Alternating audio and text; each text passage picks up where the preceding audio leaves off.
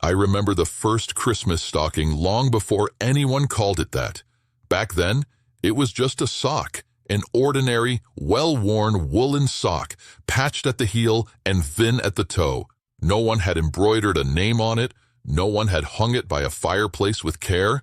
It was simply part of a pair, belonging to a girl who thought more about warmth than about magic. Her name was Mira. She lived with her father and her little brother in a small house at the edge of a town that sat between a river and a row of hills. The roof sagged a little in the middle. The door stuck when it rained, but they kept it as neat as they could. Mira helped sweep the floor and stir the soup and mend clothes by the firelight. Her father worked as a woodcarver, making spoons and bowls and toys when people could afford them. This particular winter had been unkind. The harvest had been thin. The river had flooded late in the autumn and ruined some of the grain. People in town had begun to look more closely at their coins and less closely at anything else. Fewer came to buy carved toys. Fewer still had extra to spend on pretty things, as they called them. Mira's father tried not to let his worry show, but she saw it in the way his shoulders rounded when he thought no one was watching. Her little brother, Tomas, saw it too, in his own way. He was younger by several years and had a habit of dragging his favorite blanket around the house until its edges fade. He asked questions constantly.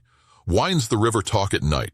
Why is the moon sometimes whole and sometimes only a slice? Why does Papa cough more when it's cold? One evening, a few days before Christmas, Thomas sat on the floor by the fire, poking at a loose thread on his sock. The room was chilly. The soup in the pot was thinner than usual. Outside, the wind pushed against the windows, as if trying to get in. "Do you think he'll come this year?" Thomas asked suddenly. "Who?" Mira said, though she already guessed. "Santa," he whispered, glancing at the door, as if I might be standing there. "You said he goes everywhere there are children." "I did," she replied. "So he knows where we live," Thomas pressed. "Yes, but," he hesitated, "what if he doesn't know how little we have? What if he brings the wrong things? What if he brings fancy toys we cannot eat?" Mira smiled a little at that. There was always something charming about the way children worry about the details of miracles. "I think," she said slowly, "that he brings something different to every house, and sometimes what he brings is smaller than people expect, but it is exactly what they need." Tomas stared at the fire. "I wish," he murmured, "he could bring you something. You always give me the bigger share of soup, and you always mend my socks first. You should get the best present." She waved him off. "I am too big for presents," she said, though in the secret part of her heart she still dreamed of them. "I have my hands, and my books, and the stories Papa tells. That is enough."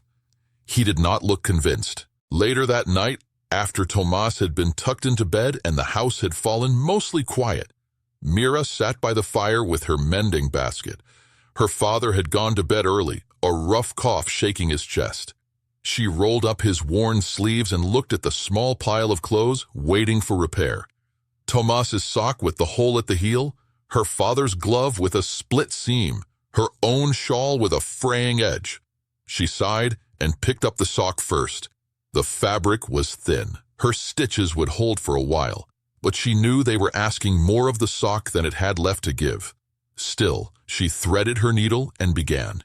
As she sewed, she thought of Christmases before, the year her mother had still been alive and had baked honey cakes, the year the snow had fallen so thick they had built a house out of it in the yard, the year her father had carved a tiny horse for Tomas and painted it red. There had never been a great deal of money, but there had been laughter and warmth. This year, the laughter had been quieter. "I wish I could give them something," she whispered, knotting the thread. "Something they aren't expecting. Something that would make their eyes shine." Now, I was out in the world that night, as I always am, riding the cold currents of air above the hills, and the river, and the towns. I passed over Mira's house more than once. I saw the thin smoke from the chimney. I sensed the worry and the love wrapped together inside like two threads in the same rope. When she made that wish, so small, so earnest, It rose up from the worn floorboards like the curl of smoke from the fire. I heard it. I leaned closer. I cannot put big ideas into tired minds all at once. They would tumble and break. But I can nudge, suggest, hint. That night I set one small thought in Mira's mind, like placing a seed in the soft earth. What if, the thought whispered, you used what you already have in a different way? She frowned at the sock in her hands. What I have, she said softly, are thin clothes, an almost empty pantry, and a little brother who wants me to promise him miracles. Her eyes drifted to the shelf above the hearth, where two wooden pegs held their everyday things, her father's work cap, her own scarf, and 3 pairs of socks hanging to dry. She looked at Tomas's socks, small with clumsy patches where she'd already mended them twice, then at her own, a bit longer. Then she looked at the space beneath the pegs and imagined, for no reason she could explain, something hanging there waiting in the morning. A place, she murmured, surprising herself, is a kind of invitation. The idea blossomed. She set the mended sock aside and reached for one of her own, a sturdy wool sock, worn but not yet hopeless. She held it up in the firelight. It dangled limply. If I hang this here, she thought, it will look ridiculous, like a laundry we forgot. Then she pictured Tomas waking in the morning and seeing a sock, not on his foot, not in the basket, but hanging. And in that sock, perhaps, something small and unexpected, a carved figure, a sweet, a note. It made her smile. It is silly, she told herself. But then, so is hope sometimes. She stood, tied a bit of string through the top of the sock, and hung it from the peg where her scarf usually rested.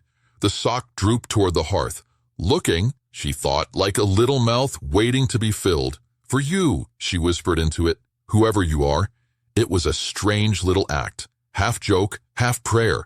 She did not tell Tomas. She did not tell her father. She simply left it there, swaying gently in the faint draft. Up above, I saw it. From the sky, I can see trees and rooftops and chimneys and smoke. I can see lanterns and windows and the shadows of people moving inside. But there are other things I see too. The shape of courage in a small action. The outline of a question hanging in the air. That lonely sock, dangling like a question mark beside the fire, glowed to my eyes like a lantern. Well then, I said softly, sitting straighter in the sleigh. That is an invitation if I've ever seen one. Later that night, when the town had fallen fully asleep, I brought my sleigh down onto the hillside above their house. The snow was thin but bright under the moon. The reindeer snorted and shook their heads, bells chiming quietly. I walked down toward the chimney, my boots crunching softly. Inside, the fire had burned down to embers. The room was lit only by their glow and the faint wash of moonlight from the small window. I stepped from the hearth onto the hearthstone and looked around. There on the peg hung the sock, as brave and foolish as anything I had ever seen. I did not have a grand toy for a sock like that. My sack was full of things meant for many children, dolls and games, little drums, books. But for this house, in this winter, what they needed most were not fiddly toys that would break within a week. They needed warmth and reassurance that their small acts of love mattered. I reached into my sack and took out 3 things. First, a tangerine, bright as a little sun, smelling of far-off orchards in summer. I always carry them. They are a simple kind of magic. I nestled it at the very toe of the sock. On top of it, I laid a handful of nuts and a small twist of paper with 2 wrapped sweets inside. Then, carefully, I added an object I had been saving, a tiny wooden horse, no bigger than Mira's thumb, carved simply but well, with a little mane and tail etched in fine lines. It had been made by another craftsman in another village and passed to me with a murmur, for a child who needs a reminder that hands can still make beauty. At the very top, I slipped a folded scrap of paper. On it, in neat letters, I wrote, "For the one who dared to hang this." When I was done, the sock sagged heavily. It looked rather proud of itself. I left more at that house, of course. A small bag of flour by the door, leaning against the wall, as if forgotten by a passing neighbor, and a bundle of kindling neatly tied. Then I climbed back up the chimney and into the night. Morning came with pale light and the sound of Tomas's feet thudding on the floor. "Mira," he called. "Mira, wake up! It's Christmas!" She sat up, hair sticking out in all directions, and smiled despite the weight in her chest. They hurried to the main room, her father following more slowly, coughing into his sleeve. Tomas reached the hearth first and stopped. "Mira," he whispered, "why is your sock on the wall?" She had almost forgotten about it in the fog of sleep. Now, seeing it heavy and full, her own breath caught. She began, then trailed off. Her father stared. The sock, which the night before had hung flat and empty, was now plump and round, its toe bulging. "Go on," he said hoarsely. "See what foolishness this is." With hands that trembled just a little, Mira took the sock down. One by one, she and Tomas pulled out the treasures, the nuts clattering onto the table, the sweets shining in their wrappers, the tangerine glowing in the dim room like captured sunlight. "It smells like summer," Tomas breathed, pressing it to his face. Then came the horse. Mira held it in her palm, her fingers curling around its smooth shape. She recognized the skill in it, the familiar marks of a careful knife. "Papa," she said softly, "someone like you made this." He reached out and took it, turning it over and over.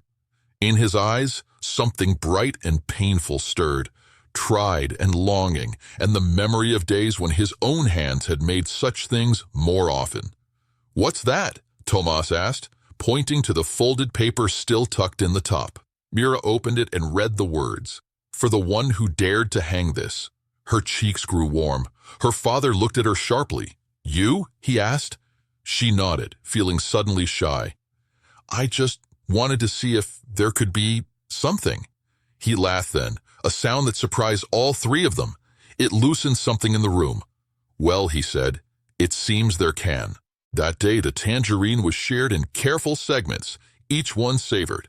The nuts were cracked open with reverence. The sweets were tucked away for later to make the joy last. The little horse stood in the center of the table, not belonging to any one of them, but to all three. But the most important thing that happened began when evening fell and the neighbors came by, as they sometimes did, to exchange greetings and scraps of news.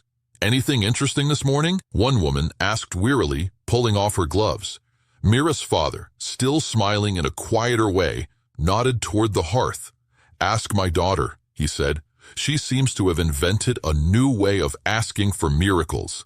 And so the story of the sock was told. At first, there was laughter, good-natured, surprised. But under the laughter, there was a spark.